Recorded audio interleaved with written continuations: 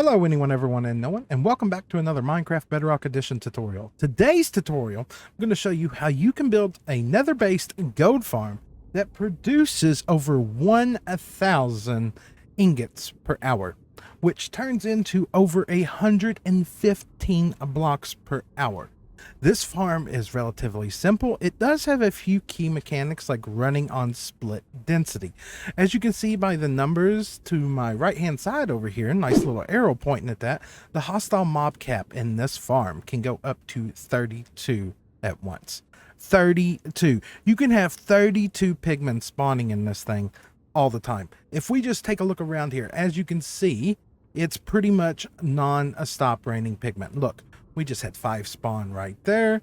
We just had another set of column of them spawn right there. We got pigmen dying there.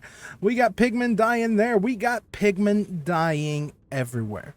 Now, this farm may look complicated, but I assure you that this thing is really, really simple. Once you understand the basics of this thing and you get the first level of this thing done, it's going to be super easy. A couple of things that I want to point out, I would say tips and tricks for if you're going to build this farm. One, fire resistant potions. They are your friends. They are definitely your friends. You drink one of these, you don't have to worry about if you fall into lava for any period of time up to, well, 8 minutes. You know, you hit the lava, you drink this, you're perfectly fine. But I also want to point out that if you have netherite gear with fire protection on it, you know, you don't take much damage in the lava here. As you can see here, I am just more or less chilling in this stuff. This stuff does little to no damage. So I would have plenty of time to land in the lava, drink my potion, and be safe and secure.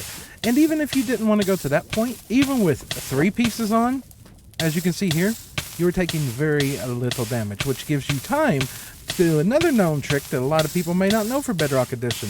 Did you know that on Bedrock Edition, you can fly up out of lava? That's really handy to know.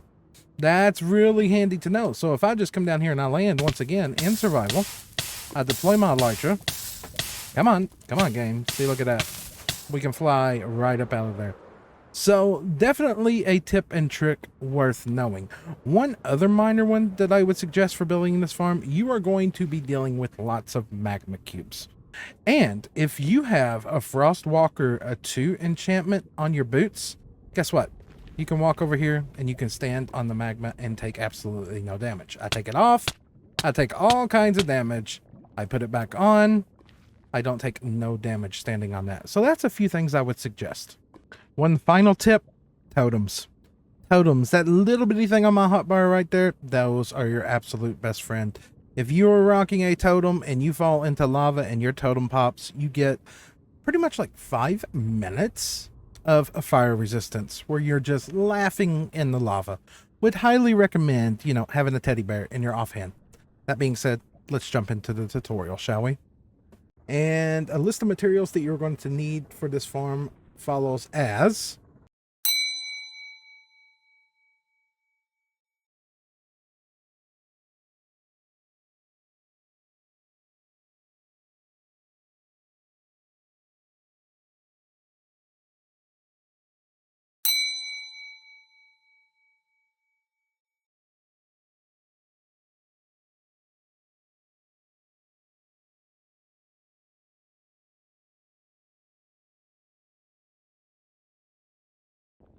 Now, this farm itself was designed by T-Man my admin on my Discord, and pretty much anything that I run out there. Now, first things first, this thing must be built in a nether or waste biome. So here I am on a downloaded copy of the current TB server near the gold farm that Foxy, not gold farm, near the fortress farm that Foxy and I built here recently. And there is this massive area of nether waste over here. Massive. As a matter of fact, this thing is so perfect that if I put that banner there, look at this. I have to do no perimeter work to build this on TB. This is what you are looking for. You are looking for a nice, wide open, nether waste biome that you have to do as little as possible in it. Now, if you don't have that option, I'm sorry, but you're gonna have to make a perimeter. It just is what it is. It is what it is. So we've done decided where we want our AFK spot, which is going to be at Y level 77, which is which is exactly 45 blocks above the lava. So now that we know that and we've got our perimeter out, the next thing that you need to know is that this farm, your AFK spot, needs to be built on chunk borders. We are literally building this on the intersection of 4 different chunks here. This is vital. This is key. This is exactly how the splint density of this farm works. So a very, very simple, as simple as I can make an explanation on how this farm works here. These 4 blocks right here represent these 4 individual 16 by 16 chunks, okay?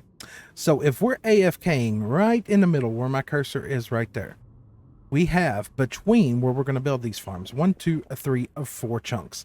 That means that any mobs that spawn over here will not see any mobs spawning over here, which allows for us to have up to 32 mobs at a time. Now, the beauty of this farm, because we are in a nether waste, we are also going to get magma spawns.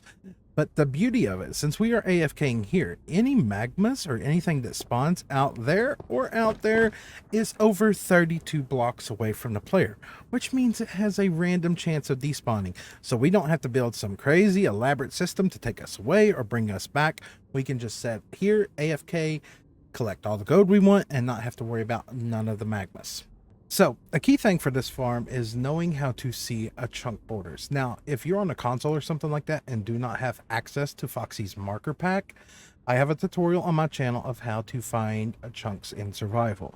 But because we have this amazing tool right here that was made by Foxy, I am going to throw this banner in this armor stand here, and I'm going to be able to see my chunks. Now, from here, our AFK spot, we are going to go out 32 blocks. 1, 2, 3, 4, 5, 6, 7, 8, 9, 10, 12, 13, 14, 15, 16, 17, 18, 19, 20, 21, 22, 23, 24, 25, 26, 27, 28, 29, 30, 31, and then number 32 is where our first magma cube in this thing is going to go. So from this magma block out here, we need to go out 28 additional blocks. 1, 2, 3, 4, 5, 6, 7, 8, 9, 10, 11, 12, 13, 14, 15, 16, 17, 18, 19, 20, 21, 22, 23, 24, 25, 26, 27, 28. And then we'll do the same thing on the other side over here. So from this point here, we need to go back an additional 11 blocks. So 1, 2, 3, 4, 5, 6, 7, 8, 9, 10, 11, which gives us a total of 12 all the way across here. From here, we can fill this all the way in.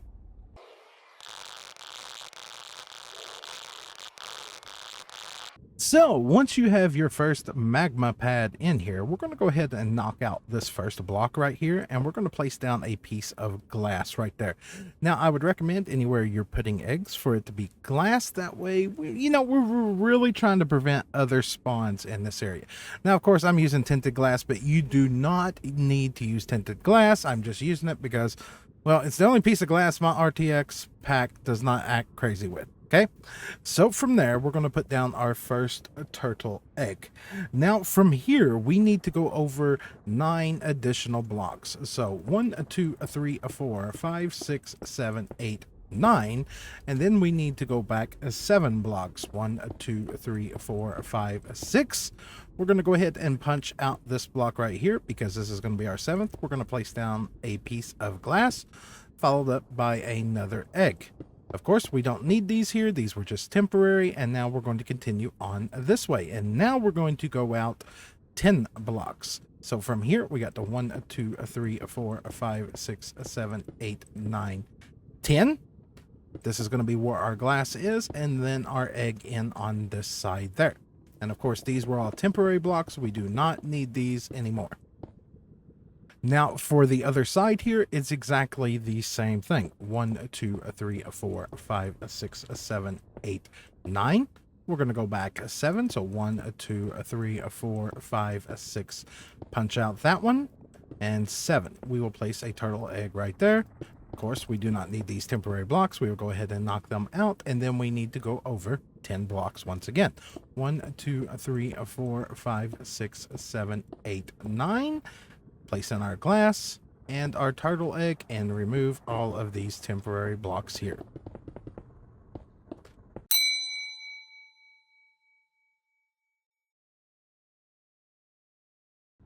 Okay, and now from this point, we need to go ahead and start to set up our drop chute. So we're going to come into this egg over here, and we're going to knock out those 2 blocks. We're going to place a coral fan there, a coral fan there, and we're going to place 2 pieces of glass there and there, like so, 2 by 2. We're going to go over here to the next one here. We're going to punch out those 2 blocks right there. We're going to go ahead and put coral fan, coral fan. We're going to go ahead and surround all the back side of the egg, too high in glass. You do not have to use tinted glass. Use whatever glass you would like, just like so. Okay, then we're going to continue this same pattern on. Once again, we're going to come over here. We're going to go ahead and put a coral fan, glass, glass. Same thing right here. Knock both of those out right there. Coral fan, coral fan. Where's Coral? He's not in the house today, people. He's not in the house. And then we'll knock all that out. More glass right there. Boom, bam. And that one's done. Last one over here. Knock that out. Coral fan and coral fan. I know it's a corny joke, but come on. It was worth it. And put that right there. So this is our first platform completely done. So after we have our first platform in place, it's time to replicate this.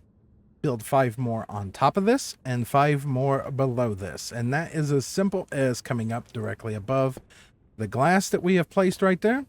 We will go ahead and put another piece of glass right there. This is where our next turtle egg is going to be, on this layer. And guess what?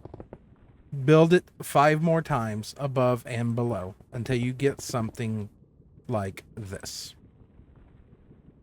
From here, now we have 5 layers up above and below.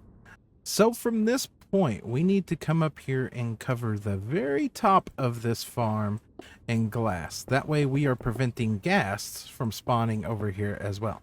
So let's just cover it all up real quick. And just like that there, we now have the top layer all covered in glass. Now we're going to be moving on to our Trident killer, but first things first, we no longer need this here. So let's go ahead and knock that out of the way. Well, I say we, but I mean me. You're probably still going to need this in your world. Just, you know, temporarily. Because this is going to be a pain to build in survival. Right, Trident killers. Now, all of our Trident killers underneath of this thing are going to be built pretty much the same, except for the central one. But our 2 on the right and our 2 on the left will be identical. So we are going to go ahead and place down 3 blocks just like this. And we're going to place in 4 hay bales right here. The reason we're using hay bales is because some of these guys are falling from a very, very, very, very high height. And we do not want them to die. The hay bales will negate that, and they will not die. So from here, let's go ahead and surround the side of this thing all in whatever building block of your choice. Once we have all of our blocks in, we're going to go ahead and place in our 4 pistons. We're going to put a piston there. We're going to put a piston there. We're going to put one right there and a right there. Now, starting from this backside back here, we're going to go ahead and place in a redstone torch right there. Followed up by an observer. We're going to go ahead and place a redstone torch right there. Followed up by an observer, as you would have guessed. Guess what? Another torch and another observer. Now, this side over here, this one is going to be way different than what you've experienced before. We're going to go ahead and place an observer right there. And from here, we're going to go ahead and place a redstone torch right there. From here, we're going to grab an observer and we're going to place an observer right there. And behind this observer, we need a full block like so. Now, at this point, we're going to go ahead and knock out this block underneath of here. We're going to place a button right there. And we're going to put lava. Let me grab some lava. Right there. So from here, we're going to go ahead and grab some glass blocks. And we're going to go ahead and fill in all the areas around this. We're going to go ahead and put a light block up above this to prevent the least amount of updates we have from that lava. 2 more there and 2 more there. Of course, we will add our tridents later. Now we need to do this on the other 3. So one more time here, we're going to go down 3 blocks like so. We're going to go ahead and place in a couple more hay bales. We're going to go ahead and knock all these blocks out around here. We're going to go ahead and fill all of this all the way around here with a building block of your choice. We're going to go ahead and grab a piston there, piston there, piston there, and a piston there. From here, we're going to go ahead and put a redstone torch there, followed up by an observer, followed up by a redstone torch there. Observer. Once again, we're going to put an observer right here, followed up by a redstone torch with an observer watching that into a solid block right here. Of course, redstone torch, observer. We'll go ahead and knock out all these extra blocks here that we do not need. Of course, underneath of here, we're going to go ahead and knock that out. We're going to put a button right there. We're going to place in our lava. We're going to go ahead and grab our glass once again and take that all the way around here. Put our light source block up above that. And of course, all the way across here with more glass. Do that for all of the outer ones, and then we will move to the inner one. One other thing to note on these right here, where your front butts out over the front, let's just go ahead and just take that as a glass column all the way up, so we don't have no issues at all with the zombie pigmen trying to pathfind to the eggs in a way that we do not want. And of course, if you're feeling anxious or insecure or whatever about it, you can pillar up this side too. Just make it all nice and secure. This middle trident killer is going to be a little bit different here. A little bit different because we are running directly across a chunk border right there, if you remember from when we were pillaring out. But the basic concept of this thing is pretty much the same. We are going to go down once again 3 blocks. We're going to go ahead and place in a couple of hay bales like so. And then of course we're going to build all the way around this thing. So we're going to go ahead and place down a piston there, piston there, piston there, and a piston there. We're going to go ahead and knock out this block here. And we're going to go ahead and put on our button because right there is where our lava is going to go. From here, we're going to place an observer there, looking at another observer. This one's going to watch that one, which is going to go into this solid block here, which will power this piston. From here, we're going to have an observer looking at that piston, an observer observing that observer, an observer observing that piston. This is getting complicated, people. An observer watching that observer, one watching that piston, and when we place this last one in, this circuit is more or less complete. So if we were to put a lever here and we were to start the system, as you can see, boom, bam, this thing is operational. So we're going to go ahead and shut that thing off for now. We're going to go ahead and put in our lava right there that has our trusty button underneath of it. And guess what, peoples? Guess what? At this point, we're going to button it all up. We're just going to go ahead and surround all of this in a glass. We're going to go ahead and put our light block right there. And of course, we're going to surround this whole beautiful thing in glass. And of course, you could go ahead and take all this up as well. So at this point here, let's go ahead and wire up a circuit to control all of these Trident killers so that we can turn them on and off from our AFK spot up there. What we're going to do is we're going to come out a couple of blocks from there in glass, and we're going to take this all the way across here until we get to that piston. At this point, it's relatively simple. We want to go ahead and grab glass. We want to run it from each of these pistons on this side, and we want to tie this to a singular circuit.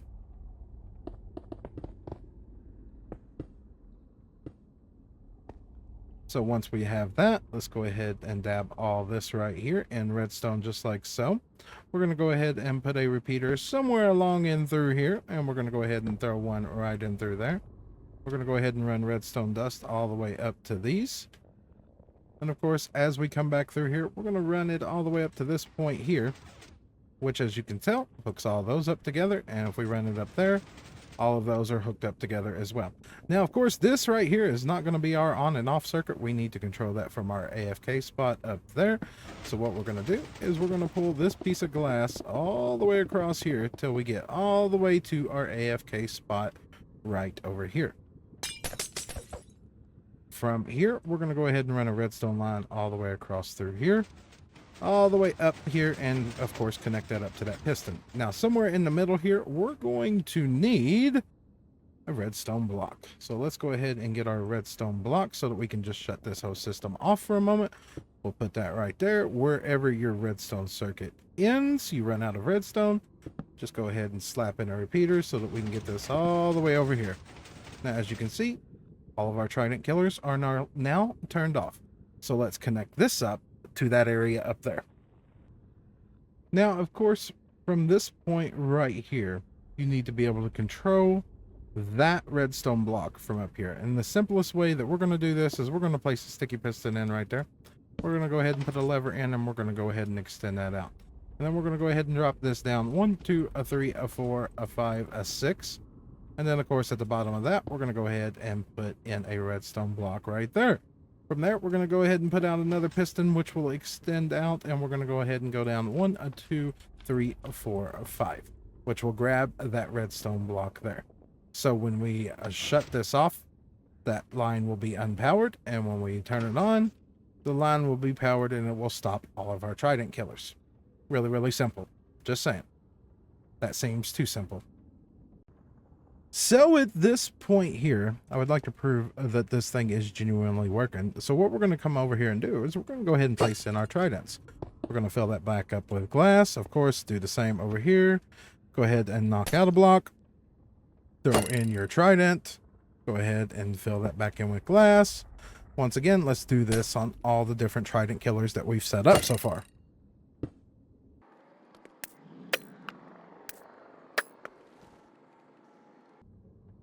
And if we turn do mob spawning to a true, we should see that this side over here should start kicking off. So what we're going to do is we're going to go ahead and flip this. So our Trident killers are now running. And looky there. Instantly pigmen spawning. And instantly they're tracking to the eggs and falling straight down into the Trident killers. Absolutely beautiful. Absolutely beautiful. As you can see, many just from this side alone at this moment in time. It's insane. There we go. More spawning, tracking to the eggs, and falling down into the Trident killers. This thing is just a beast, people. It's a beast. Now, we need to set up collection, and we need to build the other side. And guess what, everybody? It's going to be exactly the same. It's going to be exactly the same. So you know what? Just jump back in the video, watch all that again, until you get the exact same thing built on the other side. So the whole point of these Trident killers here, if you're curious of why there is a button down here, why there is lava right there, well, the lava is going to kill off all of our XP. And of course, any baby pigmen are going to fall down here, and they're immediately going to despawn, because we are far enough away that when we are in our AFK spot, they will be spawned because they are outside the spawn sphere. All right, so at this point, we've got our Trident killers in place. We've got the other side built. We've got our on and off switch going from each side. Now we need to work on item collection. Now, of course, this point here is going to be dependent upon how rails place in your world. So what we're going to do here real quick is we're going to test. Which way will they snap together? Ours are snapping this way, so we need to do our collection system in that direction. So what we're going to do here, in order to get our items out of here, is we're going to place a hopper right there. We're going to place 2 more underneath of these hay bales here, 2 more going into those right there. From here, we're going to grab a couple of solid blocks. We're going to grab a couple of solid blocks right there, and we're going to go ahead and put down some powered rails. This just makes it so the mine carts don't bob about and do not move. It makes it a lot easier on yourself. I would definitely recommend using powered rails. So we're going to place a minecart hopper right there, a minecart hopper right there, and a right there. That's it. That's as simple as it is. Now at this point, we just need to run our collection system to a centralized location of your choice. You can choose, if you want to deal with all of this right here. You can choose to do this at each individual Trident killer, or you can choose to pull all of these together into one side over here, or you can pull both sides all together in one system. As a matter of fact, let me jump back into the other world to show you just that. And here we are back where we began. Back where we began on the test world. And as you can see here, you can run the collection system however you want. All of these hopper lines feed out to a central location system over here, which is pretty much identical on both sides. Now, of course, we are not opting to keep the rotten flesh. It is immediately being filtered out. We have 2 filters for rotten flesh. Then, of course, we have multiple filters for gold nuggets. We have multiple filters for gold ingots. I got a little dog who is barking at me for no unknown reason. And then, of course, at the very end here, we are cycling out the swords. And we are running all of them through furnaces. I'm telling you now, you need to do that with the swords. They make up about 30% of the rates that you're going to get from this farm. So, if you were wanting to save the rotten flesh as well, you could do away with this burnificator here and just add more storage. It's all up to you. I have multiple videos on my channel about item storage, about item sorters, and everything else. And then, of course, as it passes through all that, you have an overflow as well. Every now and again, you'll get a magma that will flop down through there. Every now and again, you will get a strider that spawns in that lava there. It's just the nature of it, people. It's the nature of it. But as you can see here, this concept of a gold farm does work, and it works extremely, extremely well. I mean, up to 32 pigmen in this thing at a time. Of course, you need to AFK on the center of all 4 chunks here, but it's absolutely amazing. Absolutely amazing, people. But I think that right there is just about where we're going to call this a tutorial. If you've enjoyed it, make sure to drop a like. If you'd like to see more, please consider subscribing. And if you want a copy of this world for yourself, join the Discord. There will be a download link posted in there. But as I said right there, that's where we're going to call this, and I will catch all of you all in the next one. Bye, everybody.